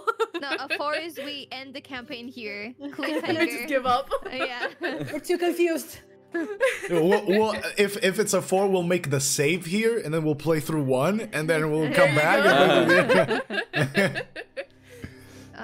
I think for Gandh, right? It's maybe not worth it, possibly, compared to the other two, at least. Of course it is, I but knew you're gonna compared be to- making compared a to the other second guess. two, I think they might get the information even if they don't get it there, they can get elsewhere, and this is all a matter of consequences. So no matter what we choose, there will always be some consequences. They will always get something out of it. Yep. I think Emily obviously is afraid of losing her home, but she can't really place the burden of that, of the world, on saving her family. Is like a gamble. Okay, let's just screw everything else. Let's just save her family. She's willing Emily's to make never the told sacrifice. us that's where her family lives, right? Nope. It's not exactly there. It's close. Yeah, it's close. Well, yeah, but like in the area. Okay. I mean, I'll just- I think if we go, if we go to Tazaroth and we prevent that, they still can get the horn and get Omen. I'm sorry, the big blue. Mhm. Big blue. And Wiley said, And the also blue is way Tazaroth. more dangerous than Tazaroth. No, if we go to Tazaroth and prevent that, the resurrection, they only have big blue to control. I mean, does it resurrecting a dragon, wouldn't that take time? Or are they so powerful that they can just go, "Pff, you're alive now? Well, if you ask that to Wiley, I will pass on the knowledge. No, it will take time. But you guys are being sent to these places to prevent them from getting the things in these places. If they get the things, they will bring them back to home base, and that's when the shit begins, right? They are going there to look for them. It would be unwise to think that they would go for Tazaroth's bones and resurrect her there immediately, or that they would go to the Horn and then, and to Gandh to do whatever. But we have an army, and we can send them to the other places. For example, if we send them to the tomb, like, we can tell them exactly where it is, because we think that's their plan, and they can just go there straight away. And maybe it's a gamble, like a closure gamble on our side, that we can prevent it. I How don't strong think are they the would mental go to defenses Tazaroth. of the army? You would be sending agents of Nadar. Their mental defenses would be pretty strong, comparatively to the rest, but they are stronger closer to the forest. The place where they would be strongest would be near the Ajagari temple. And that is also the higher chance that they have to outnumber the enemy. Hence why I mentioned that. That's the thing, because if we tell them, like, this is what you're looking for, then they read their mind, like, oh, that's what you want, so we're gonna go fuck you up. I don't think they would go to Tazaroth without the horn.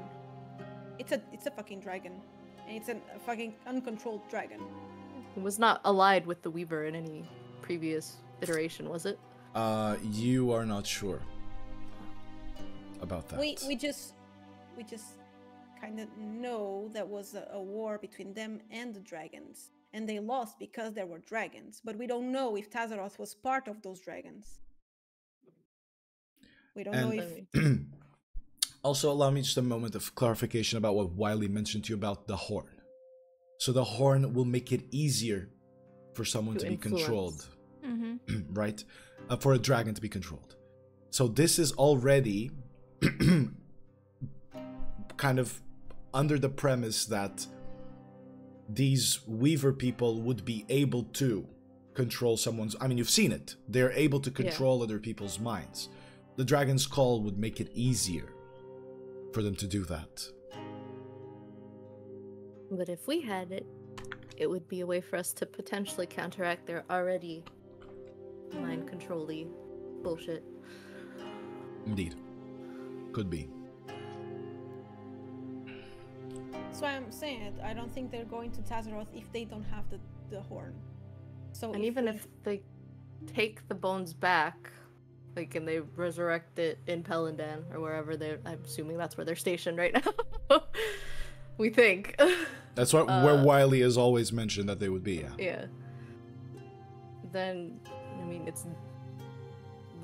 when we march on Pelindan. And do we know what's in Gandh? The- We just know it's a library. great source of knowledge, right? Yes, in Gandh, she just mentioned that she knows where the Emerald Archives are. The Emerald, or excuse me, I think it's Emerald Tower, or No, it's Emerald Archive. The Emerald Archive is supposed to be the kind of largest library that exists in Gandh. It is supposed to be this very strong, very vast pit of knowledge, essentially. That is situated in Gandh, which is a city that is entirely dedicated to history and philosophy and more of the social sciences. On one side, and then other side of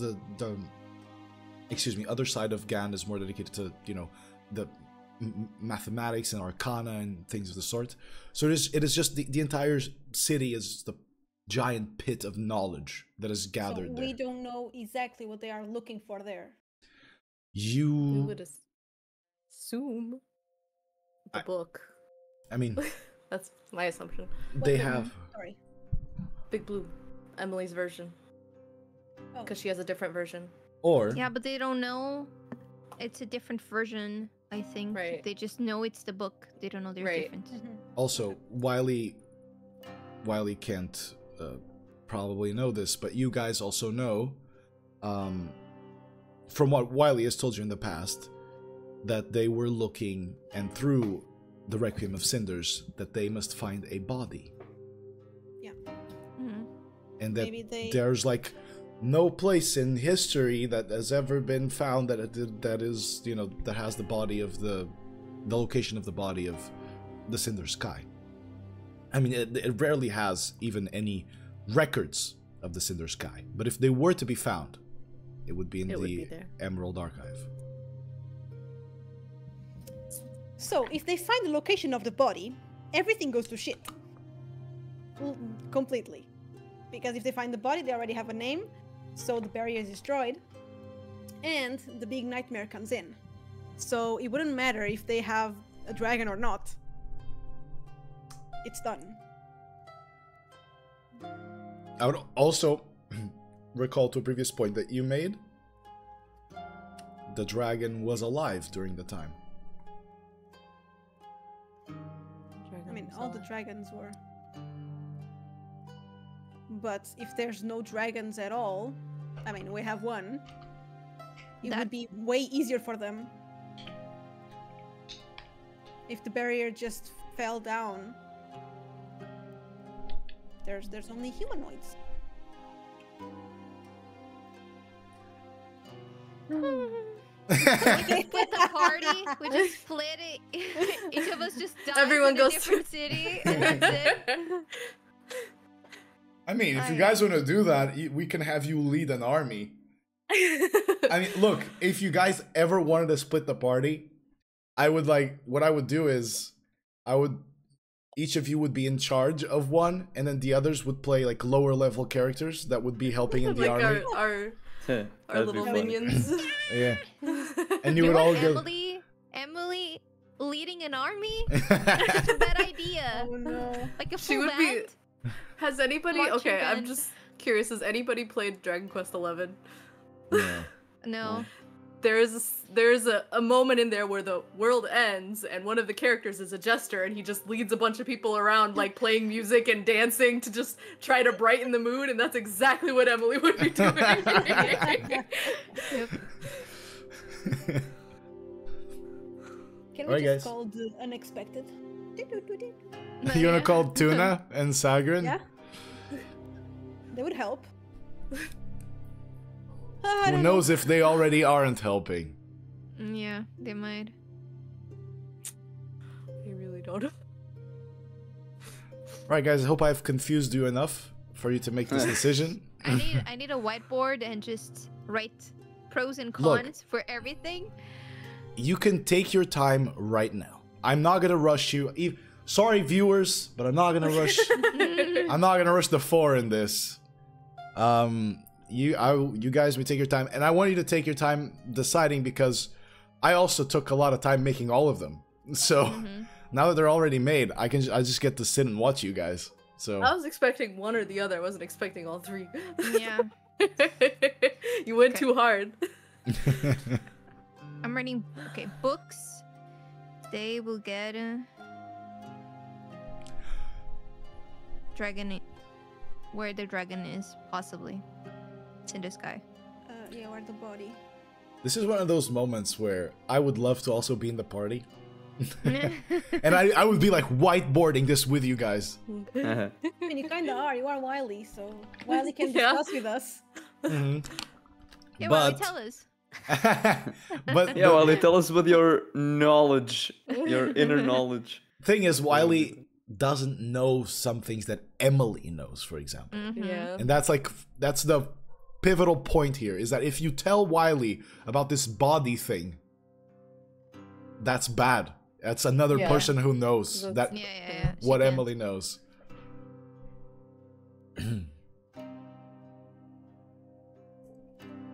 She's already been blowed up once. We can't put her in danger anymore. Okay. I think the temple we can leave for the army because, like Onion said, they're closest to the forest, and they're a small group there, so they can control it possibly.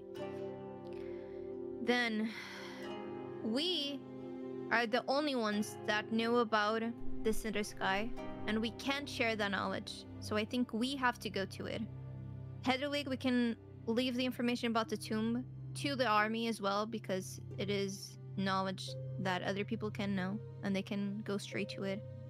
That way, since only us can do the job of knowing the book's information, we go to the books.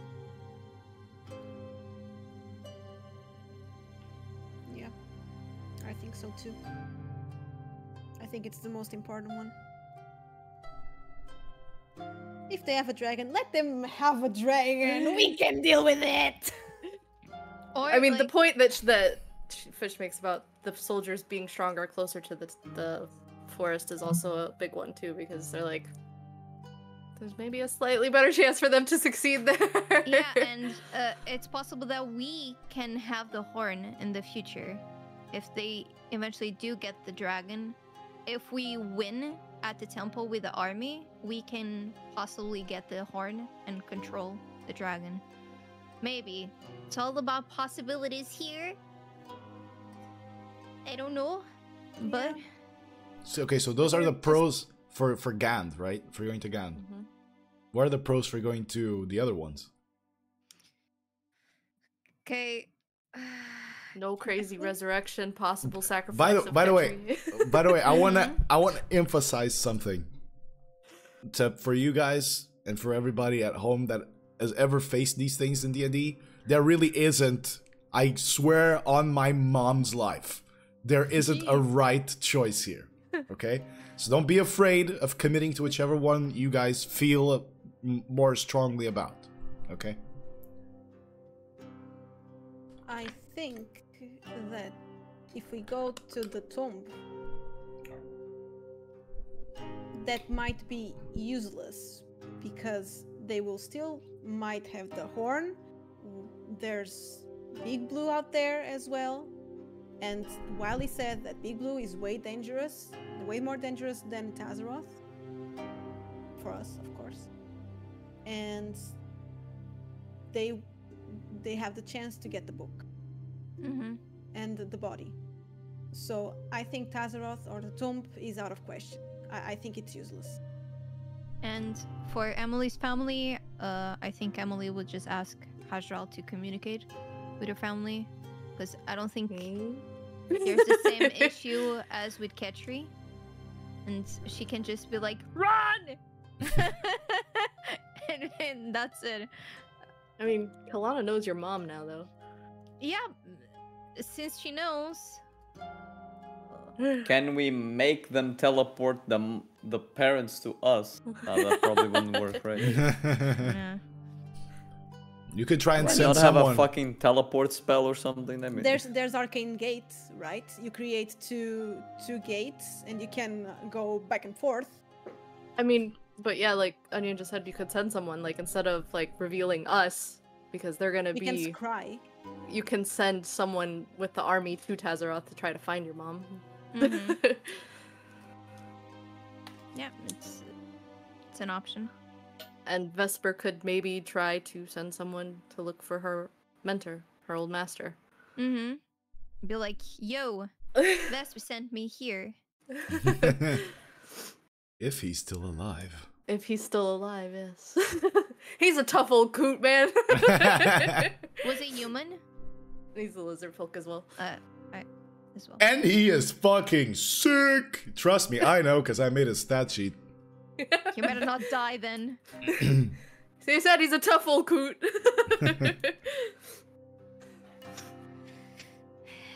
And okay, pros and cons for the temple then, since the other one is scratched. I mean, Pros. pros is the horn. Pros. Horn. Horn My is dad. good. My Horn is good. dad. Yeah, Vesper gets to see her family, and you, Emily can kind of save her family if she wants to, unless she doesn't want to. No, I'm talking about the temple. This is for the temple specifically, yeah. Oh, the family's on Tazaroth? Is Yeah. it the other one? Yeah, Oh. and have I the, was confused. Close. not in How do I- there, but yeah. in Oh, that okay, area. okay. Then it's only Vesper. Yeah. The Mhm. Vesper family. Yeah, that's the only pro. Now, cons. They get the book. They get the book, they get the bones. I mean, it's Get a also book. like we might find something of value as well outside of that inn, because there's so much. It's like the center of knowledge or whatever. There might be something that we could find there additionally Yeah. that could help us. Like, if we know the location of the Cinder Sky, for example. Ooh, that feels like dangerous knowledge. Yeah, at this point, I feel like I don't want to know anything, so that they don't get inside my head. Emily knows enough. We're plugging her ears. You can know nothing else. Hey, compartmentalizing knowledge is an important part of espionage. Fair. If you know too much, you're too dangerous. Mm-hmm. Emily's done knowing things. We've cut her off. She will cast silence on herself every time you guys are talking. I will zone out. I'll just be in the woods. You'll just At tell the her, look, Emily reading, and she'll be like, nope.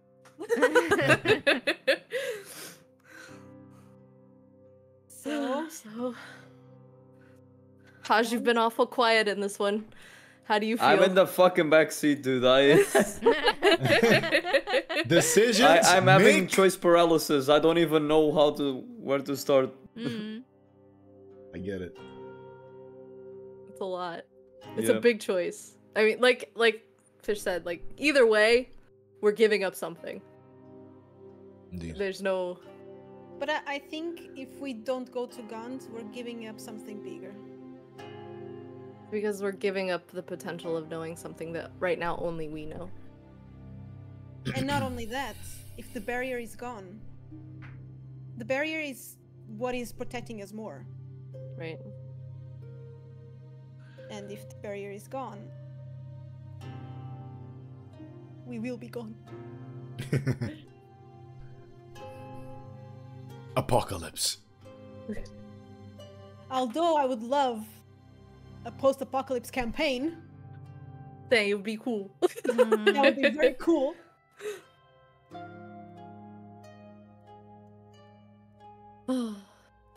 What about I will Emily's call. parents, though? I feel worried. You don't know. Man, we gotta Hash. TP and TP back, man. We gotta. Ash doesn't know. So, True. That's only true. Emily. Yeah, we don't know that they're there. Only Emily knows. Yeah, she would That's have to if she chime decides she would have to tell us. She won't. I can tell already, she won't. So we can't Yeah. worry We about can't. Yeah. yeah, well, Uh, yeah, only we the out of can players- sight, worry out of about mind. them. Yeah, only the players can feel for Yeah. Mama and Papa Emily. I don't. She does. Wow.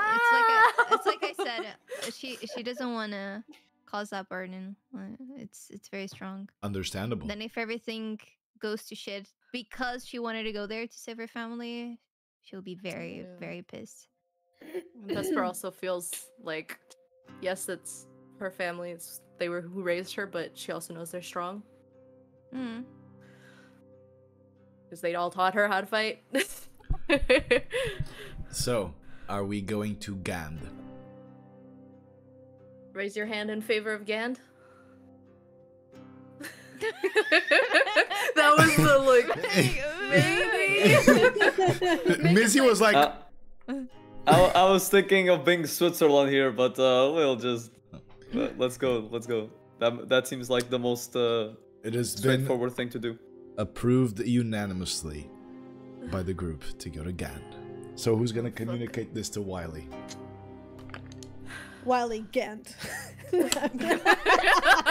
Now, like, can we long rest first? Like, I got like 12 Yeah. HP, man. Yeah, we need to sleep. Yeah. Wiley will tell you, I don't think you can afford sleep. Oh fuck. You will have to go. Can I at least tell you to request a soldier at a certain place? Of course. You are going to Gandh, is that it? Yes. And I need someone to go to my parents' house to check if they're okay. Of And course. to save them if needed. I will send people. They're in Mogrand. Alright. And check. No. It's the What's their the last name? It's Brud family. Nice. I will Lore. send Thurihad to find them. Oh no. Thank you. He's going to be lost. Violet, he is the best for this type of thing. I promise you. And he will Also, not fall please- to those people again. It'll be a tavern. Tell him that, please. Please Oh, tell he'll find that a if he tavern easily. please tell Threehead that if he hears something in his head, he might find it hard to believe, but that will be us trying to contact him. He will not be hearing some kind of fairy inside his brain. Yeah, I think he should be familiar with it at this point. Alright, so Can't your father or someone heal us? it's funny you should mention. In that moment, the wall opens up again, and you see Lord Irgan step forward through. In one of his hands, he holds vial that seems to hold water. In the other hand, another vial that holds crystalline blue water, very similar to the one you. forbidden Kool-Aid. Sorry, I got The forbidden Kool-Aid. Yeah. Nice. And just as he steps forward, Wiley goes, "Oh, Father, I was about to send for you. We need our armies to back up Heatherleg and the Ajagari Temple south." And Irgana goes, "Oh." It's like he has both things in his hands. He goes, "Oh, of course, daughter. I came here to help your friends. And Wiley goes, "That's good because they have to leave now.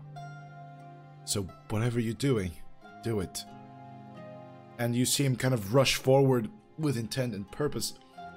You see him now in this environment, kind of closer to his daughter. He's a bit less composed, hard, wise leader, and more like a dad that has been too cold with his daughter for far too long. Kind of fumbles through a little bit and places the vial of water, so quite a large vial, and opens it up, then grabs the one of the forbidden Kool-Aid, of the water from the lake that is beneath from the capital of Nadar, and the water that the Elderroot itself feeds upon. And he places one drop of that water in the regular water vial. You see it fall down slowly, kind of through the water in the vial, and then spread kind of like smoke. And he begins stirring it without his finger, just moving it with his hand. The water responds until you can no longer see it. And he goes, each of you, drink, please. You Drink the forbidden Kool-Aid. You are to be granted this great honor. You carry with you the hopes of our people now. Haj, so he ends it to us, right? Yeah, you're supposed to share it, all four of you. Okay. Haj gets a hold of it, and he asks, and he says, "May I ask what is inside this, for curiosity purposes only?" The very life of the Elderroot forest. Or its source, at least. Shall treat it with the utmost respect, sir. And he does a little bow with his head and says, "Thank you, kindly." And Hajdral then places it on his lips and he takes one sip of it. Understood. Do all of you drink from it as well? Yeah. Yep. You evenly distribute it throughout the four of you, and you gain the effects of a long rest. So you can mark a long rest. And you feel something else. But I will let you mark the long rest before I tell you, so that you're paying full attention. It's done. All my broken bones just mended. Whenever everybody's done, tell me, please. Ready? Ready to. Ready? Yeah. First of all, you look at each other and you see the burn marks on your skin heal. The cuts and wounds and bruises kind of recede. And secondly, you notice one less wrinkle on your hands, on your faces. You feel your joints a little bit less pained. You are younger. What? I'm baby now. You are already baby. Even babier. Not that much, but you feel abstractly younger. It's the fountain of youth. Mm. One drop. Nobody tell Gramps about this. Yeah. You're gonna come here, drink all of it, and go fuck the world. One drop, evenly split amongst all of you. So powerful to Kool-Aid. He Damn. grabs the rest and puts it in his kind of inside his robe, and he goes, "Daughter, I assume you are not you are not capable of getting them to where they need to be." And Wiley, yes, Father, I'm a bit weaker than I think you should be the one doing it. As close to the Emerald Archive as you can, Father. And he goes, all right, I will be ready whenever you are. If there's anything else that you need to discuss amongst yourselves or with my daughter, I shall wait for you. And he goes back outside. Vesper will take out her staff, her normal staff, and she will tear off part of the pink ribbons that are around it, and hand it to Wiley, and just tell her, at the temple, if any find Master Iskara, please give him this. I'll make sure of it.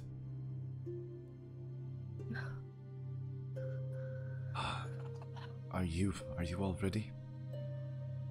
Everybody? Yeah, I want to hold hands with everyone. I hold Emily's hand. I hold her hand too. Is Wiley supposed to join? No, Yes. I just want like us four while we get teleported. Okay. I Feel grab, like I grab in Violet in a with the other circle. hand. Yeah, a circle, holding hands. Wiley will kind of lift herself up from her chair and go, "You have already done a lot for this world. And all of that because I asked you to. I know that at first this was a fight for redemption for some of you. To find Aiden, to get him back. I know that for others your purpose wasn't quite clear. Others just wanted adventure." She looks at Emily. "But I find now that this deeper purpose suits you. That although I have been away from you all this time, although I have given you the vaguest of directions, you have become people that I'm proud of, that I'm proud to call friends. You tell me that I deserved having another chance at life. There have been moments where I've thought that maybe that wasn't true.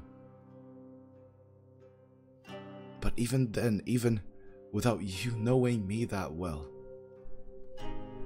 your desire to do the right thing, to save the people you love, to save this world, and yeah, to just do the right thing, was so great that it brought me back. I will carry that with me. I will do my best to always do the right thing by all of you, by this world, and for my child, who will live because of all of you. You will go with my blessing and with Mayodreth surely." As she looks at Violet, she looks at herself. Damn, I look good. And with Dalgar's blessing as well. You go with mine.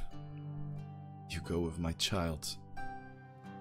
And I beg all the gods that you live through this, so that one day you can meet Aiden. Because I truly think that the four of you as you are now would be someone that he would be proud to call friends. Someone that he would die for. Thank you for everything. The gods are with us, Wiley. Thank you for everything you've done. And thank you once again, because were it not for you and your courage and your selfless instinct, we would not be here today to talk with you. You hear the knock on the door. Perhaps you should go. No? Lord Irgan peeks. Wait, I'll just put my hand on Wiley's. When this is all over, you'll buy me a drink. Yes, I will do that, Violet.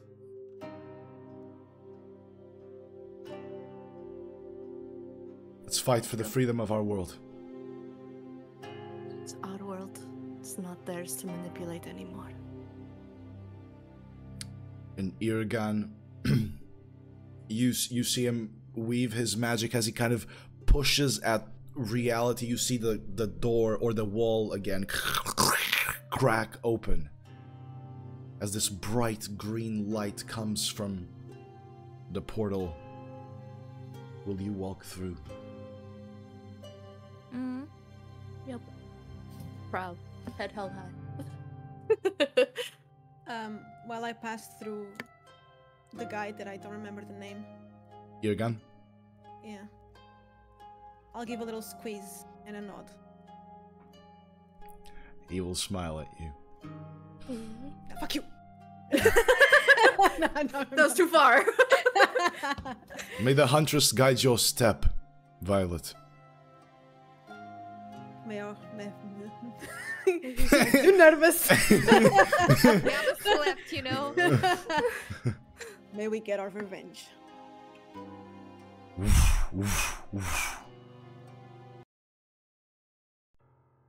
You walk through. The spell takes effect. And everything around you turns suddenly bright as the world flips upside down. And then again, and you find your footing once more. There's still brightness above. Flashes of brightness. Beams of lightning and arcane cannons firing at each other. Buildings rise above you in white stone and silver, and then crumble as giant pale tentacles wrap around them, launched from these gargantuan, flying, squid-like creatures that are involved in this confounding shadow, hovering above the city. Blasts of darkness explode and leak out into the streets, taking the shape of insects, of dead loved ones, and golems of madness so indescribable that you have to avert your gaze. People scream, trying to run. Men wearing plate armor with the crest of the emerald flame of Gandh run back and forth. Mages rise in the skies, firing spells at floating creatures with beards of tentacles and a single slitted eye marked on their foreheads. The entire ground shakes and shifts, tilting to one side before slowly righting itself, as you realize the city itself is floating, flying. Death, despair, and the shattering of minds happens all around you. And you have your goal. That's where we're going to end today's episode. Before we end the episode, I forgot something. Yes. I want to cast aid on everyone. Oh, okay. We'll consider that everybody has aid. Okay, wait, how Aid, much guys. is it? Everybody has aid. One aid, not multiple. Yes, not the multiple. So at level 5, we get, wait, is it 5? 5 and additional 5, so 1, 5, 10, 15, 20 hit points. All right. Additional hit points, okay? Thanks. I will take those. 20? Is that 20. temporary hit points or? Yeah. That's temporary hit Yeah. points for 8 hours, yes. All right, very well. So we'll consider that you guys entered Gandh with Did With the the- vial with the forbidden Kool-Aid removed my Yes, it did. HP? It thing? did. Okay. I mean, Because by I the way, totally this says target's hit point maximum increased by 5, so that's maximum hit points, it's not temporary. There you go. It's So you max guys HP modifier. get to increase your max hit points. Cool. Remember that, okay? Damn, it has so much health now. Beefed. Yeah, remember those, because when the effects fade, you guys will have to remove them. So remember that you have them added. Anyway, The choice has been made. And Oh, next dear. session, which I believe should be in 2 weeks, next session we will return to the city of Gandh and to whatever lies ahead. I'm excited. It'll be fine. I loved all of the options available. I made them with the utmost care and love. So I think you guys will like Gandh just as you would like the other ones.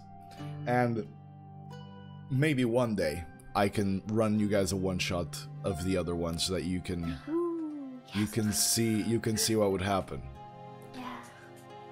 Unless we die on this campaign, and then I don't want to know. I will cry.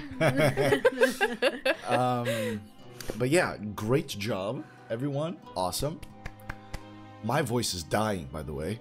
Yeah, yes, we can it tell. is. Yeah. Yeah. Go stop talking. Yeah. It was the discussion with the other lady. It was a lot. I presume. It's fine. Anyway, once again, thank you guys so much for playing. I hope you enjoyed today's session. And thank you guys for watching, to anybody who's watching. We really appreciate your support. And we hope that you are enjoying this and that you join us for the end game, as it officially, really, actually begins. Now with this choice has been made. Let's go. This is gonna be cool. And also, I will tell you guys something.